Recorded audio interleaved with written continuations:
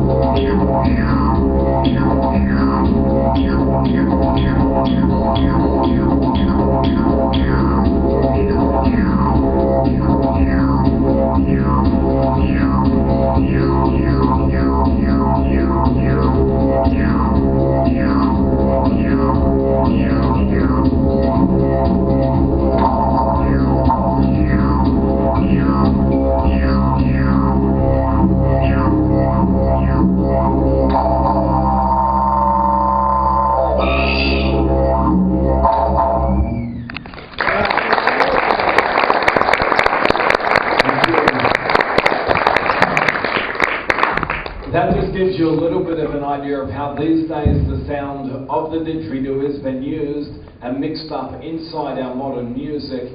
Just quickly, a little bit about myself. I've been playing didgeridoo now close to about 9 years. I was taught to play didgeridoo originally by my grandfather, my father's father, and originally taught to play in a style that was used inside traditional song and dance. So very differently to the way I'm playing today with all the modern music and in a little room like this. See, I grew up down here in Sydney with my mum, and until I was 16, I'd never met my father's family. I knew nothing about them. Then at 16, for the first time, was introduced to both my father and my grandfather. When I met my grandfather for the first time, it changed my life very dramatically. My grandfather was a full-blooded Aboriginal man who was born in the very top parts of northern Queensland, close to 5 hours drive northwest of Cairns in northern Queensland. Until meeting my grandfather at 16, I didn't know that half of my family were Aboriginal. I didn't know that it was part of my background or culture.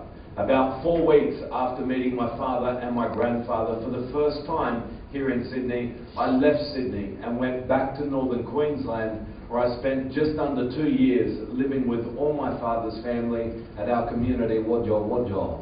In that time, I was taught about family traditions and customs, how to speak my father's language, the Gokwayaranji language, and then all about our art and the dance and the music. Just quickly, hands up. Who in the room has had a go trying to blow a didgeridoo before? Hands up. Don't be shy. A couple of us. Hands up who's never had a go. Never in your life. Excellent. Hands up if you just don't understand what I'm saying. Excellent. I'm going to show you all how to play didgeridoo. So at the end of the show, if you want, you can have a go on the didgeridoos at the front of the shop. Playing didgeridoo is not that difficult. It is just your lips vibrating. That's all it is. Everyone do this. Excellent. That'll give you this. Everyone do this. Well done. That'll give you this. Now everyone take the biggest breath you can take. So fill your lungs up there. And everyone do this for me.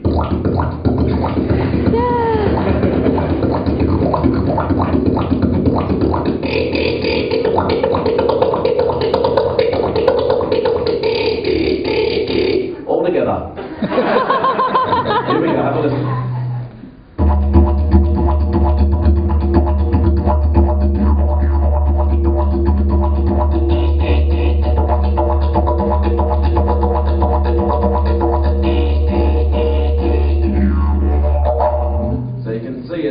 Vibrating. They get the didgeridoo to work. Your tongue and your stomach generates rhythm, and tongue and voice creates all the animal sounds. Traditionally, when we play in our traditional song and dances, obviously there is none of the modern music. The didgeridoo player's role was to tell a story. There are two elements of our playing which make the story. First, and most important, our rhythm. And our rhythm comes directly from our language. By saying a word from our language through the didgeridoo, that is how we construct all our rhythm. For example, everyone say didawa. Didawa. Now the word didawa just refers to something that was moving, like an animal moving or a person moving. If you say didawa into the didgeridoo with your lips vibrating, you get this.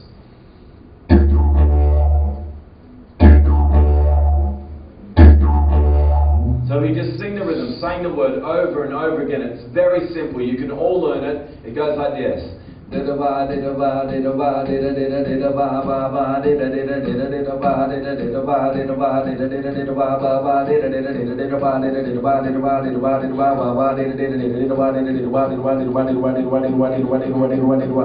Sing that through the didgeridoo, you get this.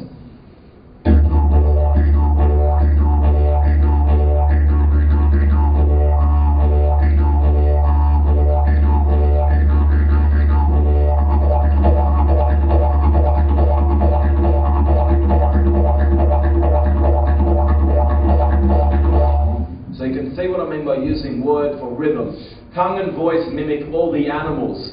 Kangaroo, your lips vibrate, and your tongue says two words. Everyone say, door, door, door. Door, door, door. Excellent, so easy. Everyone say, dill, dill, dill.